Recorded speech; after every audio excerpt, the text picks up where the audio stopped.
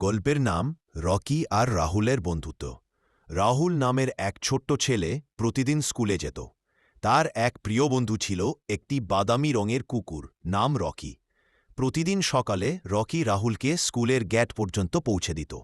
রাহুল স্কুলে ঢোকার সময় ব্যাগটা ভুলে গেলে রকি তাড়াতাড়ি দৌড়ে গিয়ে ঘর থেকে তার স্কুল ব্যাগ নিয়ে আসত।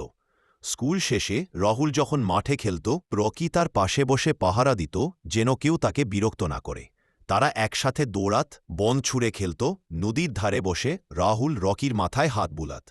একদিন বৃষ্টি হচ্ছিল, রাহুল স্কুল থেকে বেরিয়ে ভিজে যাচ্ছিল। রকি এসে তার পাশে দাঁড়িয়ে ছাতা থেকে বাঁচাতে চেষ্টা করল। রাহুল হাসতে হাসতে বলল, তুই তো সত্যিই আমার সবচেয়ে ভালো বন্ধু। তারপর থেকে গ্রামে সবাই জানল রাহুল আর রকি শুধু বন্ধু নয়, তারা এক পরিবারের মতো। হাই এভরিওয়ান, কেমন আছো সবাই? Don't forget to like this video আর এখনই সাবস্ক্রাইব করে ফেলো চ্যানেলটা। আর হ্যাঁ, সেই বেল আইকনটা বাজাতে ভুলো না কিন্তু। Thanks for watching. আবার দেখা হবে পরের ভিডিওতে।